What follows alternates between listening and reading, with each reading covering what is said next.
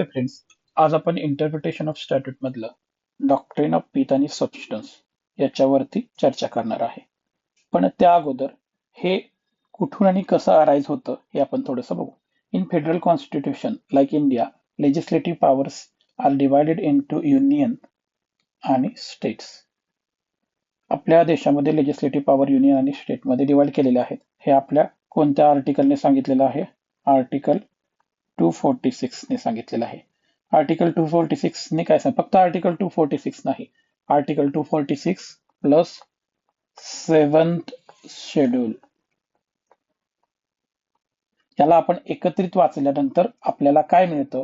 Article 246 आणि 7th schedule यांना एकत्र वाचल्यानंतर आपल्याला युनियन लिस्ट, स्टेट लिस्ट आणि कॉन्करंट लिस्ट अशा 3 लिस्ट मिळतात.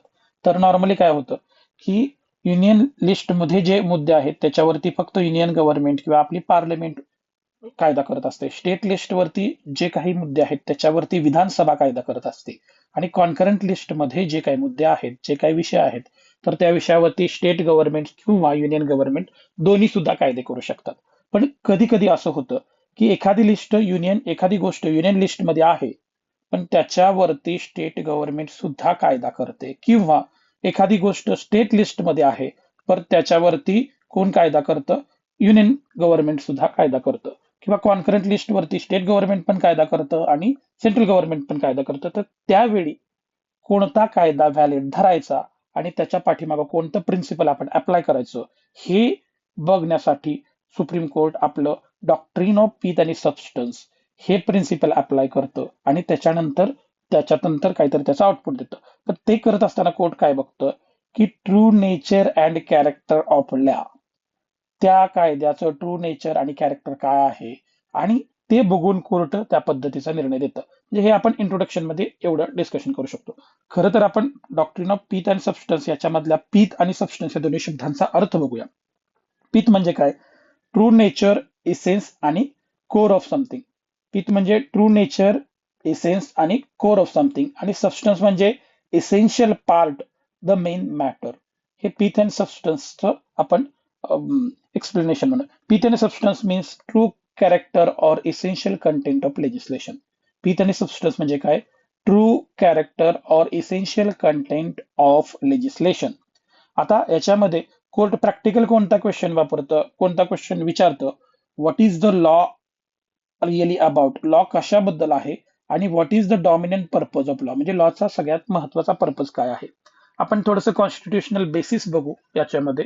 परत आर्टिकल 246 मध्ये काय सांगितलंय? Parliament have exclusive power over union list, state legislature over state list आणि बोथ ओव्हर कॉन्करंट लिस्ट. म्हणजे परत वरती आपण आर्टिकल 246 मध्ये काय आहे? युनियन लिस्ट, स्टेट लिस्ट आणि कॉन्करंट लिस्ट या 3 लिस्ट आहेत. परत 7th शेड्यूल मध्ये त्या लिस्ट एकदम डिटेल मध्ये दिलेल्या आहेत, ते पॉईंट दिलेत आहेत. आता हे डॉक्ट्रिन म्हणजे हे याच पॉइंट मध्ये कॉन्फ्लिक्ट होऊ शकतो आणि तिथेच आपण doctrine of pith and substance apply करू शकतो. कसं ते आपण बघणार आहे. तर doctrine of pith and substance हे कुठून आलं? कॅनेडियन कॉन्स्टिट्युशनल लॉ मधून आलं. म्हणजे हे कॅनडामध्ये याचा ओरिजिन झालेला आहे. परत हे क्युशिंग वर्सेस डुप्पी 1880 ची जी केस आहे, या केस मधून त्याचा ओरिजिन झाला असा म्हटला जातो. ही पण एक केस आहे, citizen insurance company versus persons 1881 ची. लगेच हे झाल्यानंतरच ह्या दोन्ही सबसिक्वेंट केस आहेत, कॅनेडियन केस आहेत, त्याच्यामधूनच हे principle doctrine of pith and substance हे अराईज झालेलं आहे. सुप्रीम कोर्ट ज्यावेळी doctrine of pith and substance apply करतो त्यावेळी 2 स्टेपची टेस्ट अप्लाय करतो. तर त्या टेस्ट मध्ये काय आहे? त्यावेळी ते काय करतं? Determine the true character of law. त्यावेळी ते काय डिटरमाइन करतं? Determine the true character of law. It examine its object, scope, purpose and practical effect. Object, scope, purpose आणि प्रॅक्टिकल इफेक्ट बघतं आणि look the main subject matter as it seeks to regulate. म्हणजे त्याचा main character कशा प्रकारचा आहे ते बघतं. आणि त्याच्यानंतर सगळ्यात महत्वाची गोष्ट जे बघतं कोर्ट ते incidental इन्क्रोचमेंट. If the law substantially fall within the legislature's competence, any incident touching upon another list subject does not make award. आता इन्सिडेंटल इन्क्रोचमेंट म्हणजे काय? की थोडासाच त्याच्यावरती इफेक्ट पडलेला आहे. इन्सिडेंट म्हणजे थोडासाच त्याच्यावरती इफेक्ट पडला तर त्याला आपण इनव्हॅलिड किंवा वॉइड करता येणार नाही. त्याच्यामध्ये काय incidental trenching is permissible, colourable legislation is not. Incidental म्हणजे काय की थोड्या प्रमाणात जर इफेक्ट होत असेल, म्हणजे बघा स्टेट गव्हर्नमेंटने एखादा कायदा केला ज्याचा इन्सिडन्स सेंट्रल गव्हर्नमेंटच्या एका सब्जेक्ट वरती होत असेल आणि तो छोट्या प्रमाणात, इन्सिडेंट म्हणजे इन्सिडेंटल इन्क्रोचमेंट म्हणजे छोट्या प्रमाणात जर त्याच्यावरती इफेक्ट होत असेल तर त्याला आपण इग्नोर करायला पाहिजे, असं doctrine of pith and substance मधून काहीतरी एक त्या टेस्टमध्ये तुम्हाला सांगितलं. आता परत ह्याचा application of doctrine of pith and substance कुठे आहे? The doctrine of pith and substance is applied by court to determine the true nature and real object. आता हे शब्द तुम्ही खूप वेळा ऐकणार आहे या लेक्चरमध्ये. तर true nature and real object of law when there is a question about which legislature had the power to enact it. म्हणजे कोणत्या लेजिस्लेचरला पॉवर आहे, कुणी बनवलेला कायदा हा व्हॅलिड आहे, हे ठरवताना पहिल्यांदा काय बघितलं जातं? True nature and real object. This doctrine plays crucial role in federal constitution. Federal constitution म्हणजे काय की असं कॉन्स्टिट्यूशन ज्याच्यामध्ये स्टेट गव्हर्नमेंट, सेंट्रल गव्हर्नमेंट किंवा स्टेट आणि सेंटर ह्या दोन्हींचेही अधिकार दिलेले आहेत आणि ते डिमार्क केलेले आहेत by the constitution. So India where legislative power are divided between different levels of government. Okay, परत हेच आहे. द मेन ऍप्लिकेशन ऑफ दिस डॉक्ट्रिनस, तर हे ऍप्लिकेशन आपण determining legislative competence. Legislative competence म्हणजे काय की कुठल्या गव्हर्नमेंटला किंवा कुठल्या पार्लमेंटला किंवा विधानसभेला जास्त अधिकार आहे त्याच्या ह्याच्यावरती कायदा करण्याचा, ह्याला आपण डिटरमाइनिंग लेजिस्लेटिव्ह कॉम्पिटन्स म्हणतात. लेजिस्लेटिव्ह कॉम्पिटन्स म्हणजे की कोणत्या सभागृहाला जास्त अधिकार आहे. Who really had the power to make law, म्हणजे कोणत्या सभागृहाला जास्त अधिकार, कोणत्या सभागृहाला अधिकार आहे त्या विषयावरती. Examining the real purpose of legislation. लेजिस्लेशनचा रिअल पर्पज काय आहे याच्यामध्ये बघा, की रिअल पर्पज म्हणजे काय की कोर्ट काय बघतो याच्यामध्ये, की ऑब्जेक्ट काय आहे त्या ऍक्टचा, स्कीम काय आहे, प्रोव्हिजन काय आहे, इफेक्ट काय होतो आणि कॉन्सिक्वेन्सेस काय आहे. त्याच्यामध्ये काय what the law actually does. कायदा ऍक्च्युअली तो जो बनवलेला आहे तो त्याचा इफेक्ट काय होतो, त्याचा पर्पज काय आहे, हे सेकंड बघितलं जातं. थर्ड काय रिझॉल्विंग द ज्युरिस्डिक्शनल कॉन्फ्लिक्ट. ज्युरिस्डिक्शन म्हणजे काय की कॉम्पिटन्स. परत अगेन आहे की कोर मॅटर हा आता इन्सिडेन्शियल आणि substantial.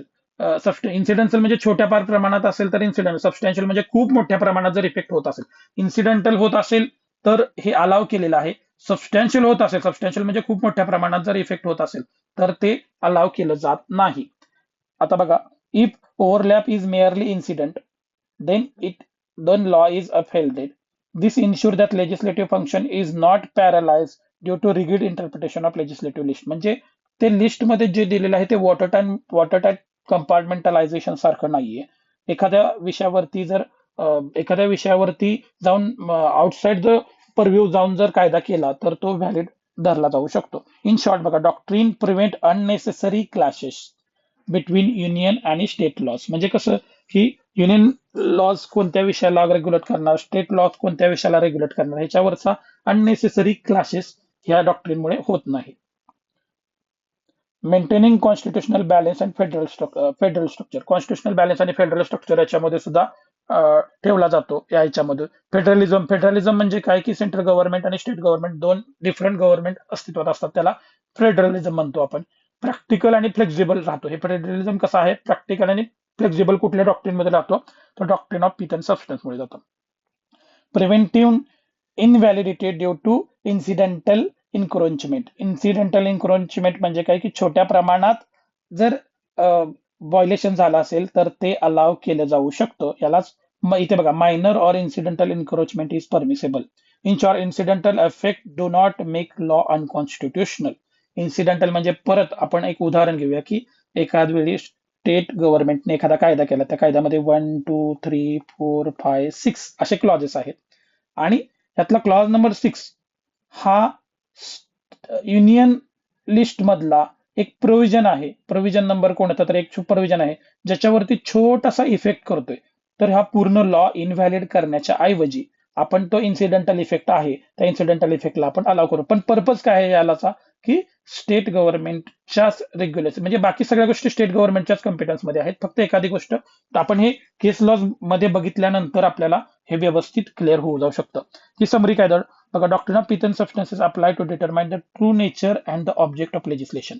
True nature and the object of legislation, so that to decide legislative competence, resolve conflict between laws, and the prevent constitutional distribution of the power in the federal system. हे याच्यामध्ये आहे. आता आपण examples बघूया थोडेसे आणि त्याच्यानंतर मग केस लॉज बघूया. याच्यामध्ये एक्झाम्पल काय आहे बघा, state laws on dairy farming. इथे बघा एक स्टेट आहे ज्याने मिल्क आणि डेअरी प्रोडक्ट्स रेग्युलेशन ऍक्ट केलेला आहे. त्याचा अर्थ काय म्हणजे मिल्क म्हणजे एक्झाम्पल काय एक स्टेट आहे ज्या स्टेटने काय केलंय मिल्क आणि डेअरी प्रोडक्ट्स रेग्युलेशन ऍक्ट केलेला आहे. कशासाठी? To control the quality of milk.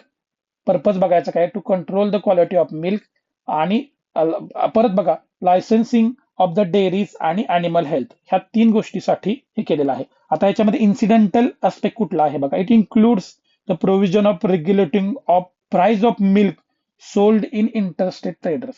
म्हणजे इंटरस्टेट ट्रेडर्सनी कसं, इंटरस्टेट ट्रेडरने जे मिल्क प्राइस केलेलं आहे तर ती कोणत्या लिस्टमध्ये आपण बघूया. याच्यामध्ये काय आहे, price regulation of interstate trade. Price regulation of interstate trade हा कुठला सब्जेक्ट आहे, युनियन लिस्ट मधला सब्जेक्ट आहे, एंट्री नंबर 42. Entry number 42. आता प्राइस रेग्युलेशन हे कोणत्या याच्यामध्ये येतं, एंट्री नंबर 42 मध्ये आहे. ऍप्लिकेशन जर आपण हे डॉक्ट्रिन लावलं तर कोर्ट काय बघणार, court doctrine of pith and substance apply करणार आणि त्याच्यामध्ये काय सांगणार, पब्लिक हेल्थ, अॅनिमल हजबंड्री आणि डेअरी, लोकल डेअरी ट्रेड, हे 3 सब्जेक्ट कोणत्या विषयामध्ये येतात, कोणत्या सब्जेक्टमध्ये येतात, तर स्टेट सब्जेक्टमध्ये येतात. Entry number 6, entry number 14, entry number 50 of list 2, म्हणजे हे 3 सब्जेक्ट या एंट्रीमध्ये येतात.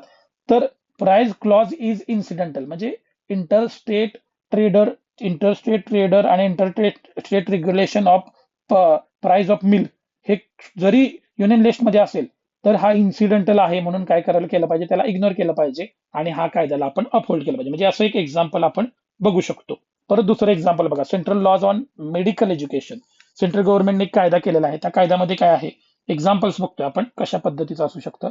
तर national medical standard act, the national medical standard act, ज्याच्यामध्ये काय केलंय की सगळ्या देशामध्ये एक युनिफॉर्म करिक्युलम असला पाहिजे फॅकल्टीच्या क्वालिफिकेशन बद्दल, एक्झामिनेशन स्टँडर्ड बद्दल आणि बाकीच्या सगळ्या गोष्टीमध्ये. त्याच्यासाठी एक सेंट्रल गव्हर्नमेंटने कोणता कायदा केला, सेंट्रल गव्हर्नमेंट म्हणजे युनियन पार्लमेंटने कोणता कायदा केलेला आहे, the national medical standard act.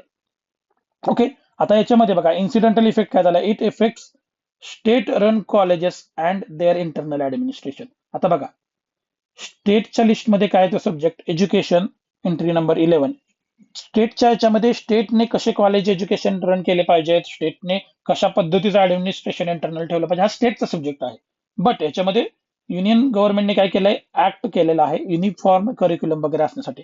आता याच्यामध्ये स्टेट काय म्हणतंय की एज्युकेशन इन्क्लुडिंग मेडिकल एज्युकेशन. आता परत आणखी एक बघा, education including medical education is a concurrent subject but day by day administration is the state domain. म्हणजे डे बाय डे कशा प्रकारे त्याच्यात ऍडमिनिस्ट्रेशन करायचं हे स्टेटच्या याच्यामध्ये येतं. एज्युकेशन स्पेसिफिकली मेडिकल एज्युकेशन हे कॉन्करंट लिस्टमध्ये येतं. तर स्टेट गव्हर्नमेंटने केलेला कायदा व्हॅलिड असणार का, जर ज्यावेळी आपण इथे ऍप्लिकेशनला अप्लाय करतो त्यावेळी कोर्ट काय सांगतो की पिथ अँड सबस्टन्स काय आहे, coordination of higher medical education. याचा मेन पर्पज कायद्याचा काय आहे, coordination of higher medical education and maintenance of national standard. Coordination of higher medical education and maintenance of national standard.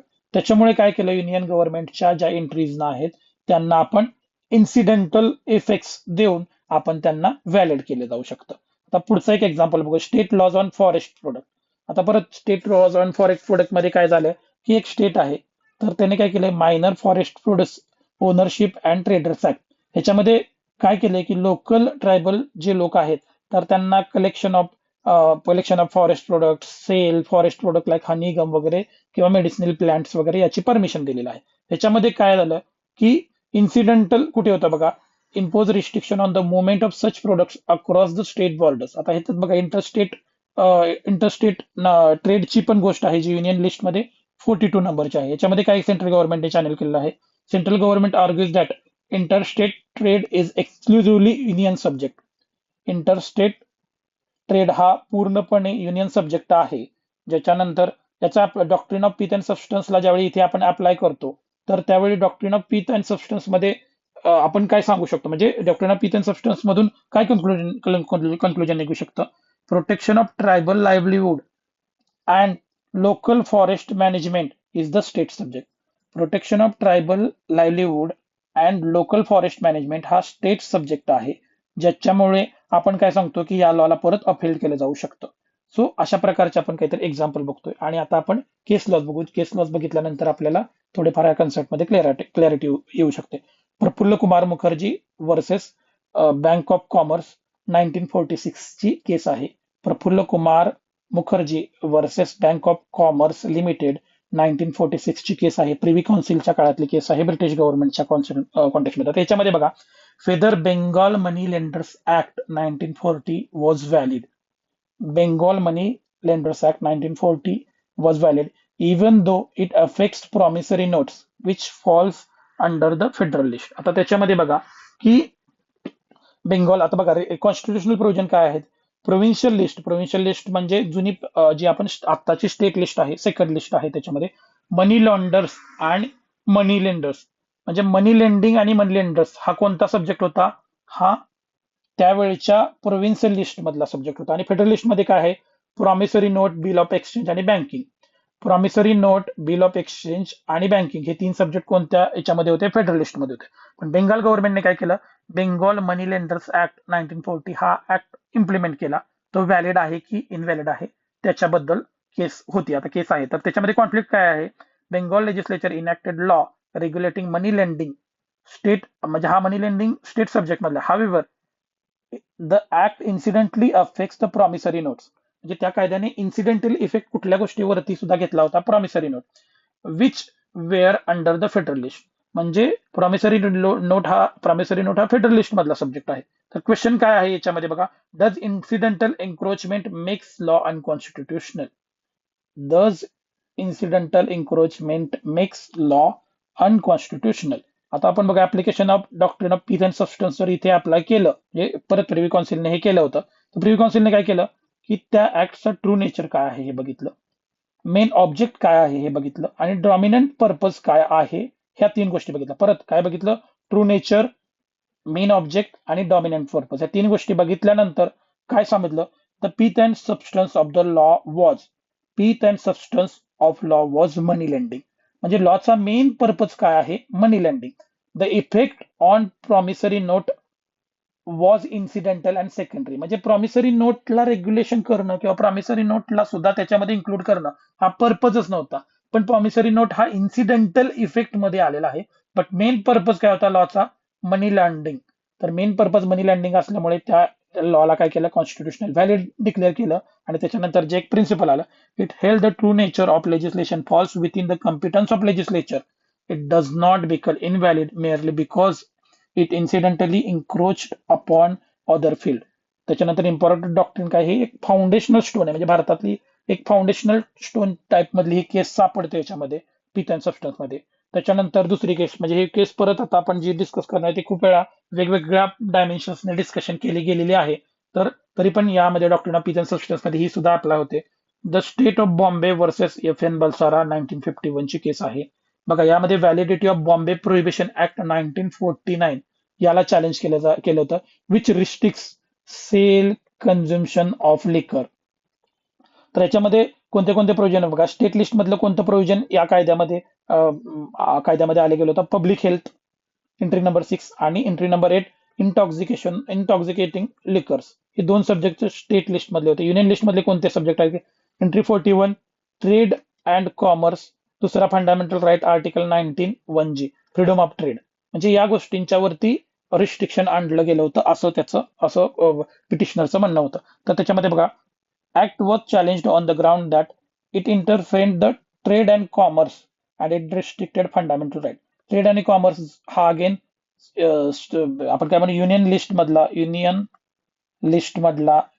List entry number 41 हा subject आहे.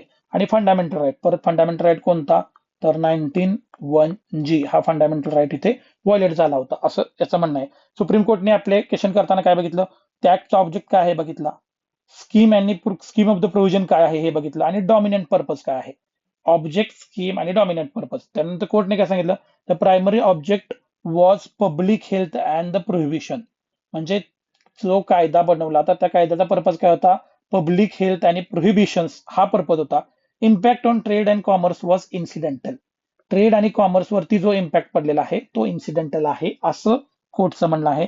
जजमेंटने काय केलं की कोर्टने अफेल्ड केलं आणि त्याच्यानंतर एक प्रिन्सिपल आहे, some section violates fundamental right were struck down. म्हणजे या केसमध्ये ज्या सेक्शन्सने फंडामेंटल राईट्सचे व्हायलेशन केलं होतं ते सेक्शन्स कोर्टने काढले, बट पूर्ण ऍक्टला काही त्यांनी इनव्हॅलिडेट केलं नाही. त्याच्यानंतर प्रिन्सिपल काय केलं, where the pith and substance is the legislation where the teeth and substance of the legislation is within the state list, incidental encouragement upon union subjects does not invalidate it. म्हणजे काही वेळा union list मधल्या provisions वरती incidental encroachment असेल तरी सुद्धा त्या कायद्याला इनव्हॅलिड केलं नाही. त्याच्यानंतर त्याच्यानंतर आपण पुढची केस डिस्कशन करू. Union of India versus Shah Govardhan ही जी केस आहे, म्हणजे परत टीचर्स कॉलेजची केस आहे, 2002 ची केस आहे, ज्याच्यामध्ये काय आहे की validity of section 17(4) of the national council for the teachers education act 1993 याला चॅलेंज केलं. त्याच्यामध्ये काय होतं बघा, की युनियन लिस्ट मधला एंट्री नंबर 66, ज्याच्यामध्ये coordination and determination of the standard in higher education, म्हणजे पूर्ण देशामध्ये एकत्र हायर एज्युकेशनचं कोऑर्डिनेशन असलं पाहिजे, स्टँडर्ड असलं पाहिजे, त्याच्या कॉन्टेक्स्टमध्ये येतं. आणि कॉन्कर्ड लिस्ट मधला एज्युकेशन, म्हणजे परत वर आपण जी केस केली ना, तर ती तशासारखीच ही केस आहे, फक्त वेगळी आहे.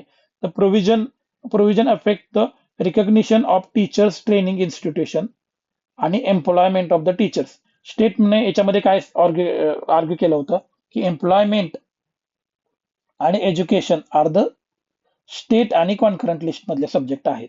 तर याच्यामध्ये सुप्रीम कोर्टने काय सांगितलं की true character of the section 17(4) and the dominant purpose of the act, ह्या दोन्ही गोष्टींना कोर्टने एक्झामिन केलं आणि कोर्टने काय केलं, डॉक्ट्रिन ऑफ पीथ अँड सबस्टन्सला अप्लाय केल्यानंतर ज्याच्यामध्ये काय सांगितलं, maintaining uniform standard in teacher education आणि effect on the employment were incidental. म्हणजे हा कायदा जर सेंट्रल गव्हर्नमेंट, युनियन गव्हर्नमेंट त्याच्या पूर्ण देशामध्ये युनिफॉर्म एज्युकेशन स्टँडर्ड आणि टीचर्स एज्युकेशनसाठी क्वालिफिकेशन वगैरे करत असेल तर तो ऍक्ट आपण व्हॅलिड धरला पाहिजे, अशा पद्धतीचं या केसमध्ये सांगितलं गेलं होतं.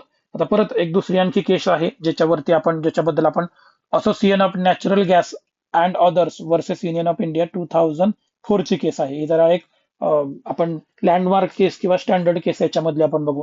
Whether the central government had exclusive legislative and executive competence to regulate natural gas. म्हणजे सेंट्रल गव्हर्नमेंटला नॅचरल गॅस याच्यावरती सेंट्रल गव्हर्नमेंटला नॅचरल गॅसवरती पूर्णपणे कायदा करण्याचा अधिकार आहे, की स्टेट गव्हर्नमेंट सुद्धा याच्यावरती कंट्रोल एक्सरसाइज करू शकतं. याच्यामध्ये प्रोव्हिजन्स कुठले आहेत, आता परत तुम्हाला काय वाटतं मला सांगा, की नॅचरल गॅसवरती सेंट्रल गव्हर्नमेंट, युनियन गव्हर्नमेंटनेच पूर्णपणे कायदा करण्याचा अधिकार आहे, की स्टेट गव्हर्नमेंट सुद्धा याच्यावरती कायदा करू शकतो, कंट्रोल करू शकतो. हे आपण बघा केसमध्ये काय सांगितलं असतं. तर युनियन लिस्ट मधले कोणते एंट्री नंबर 53, ज्याच्यामध्ये regulation and the development of oil field आणि मिनरल ऑइल रिसेल. हे कशामध्ये आहे, ऑइल फील्ड आणि मिनरल ऑइल रिसोर्सेस, रेग्युलेशन आणि डेव्हलपमेंट याच्यामध्ये आहे.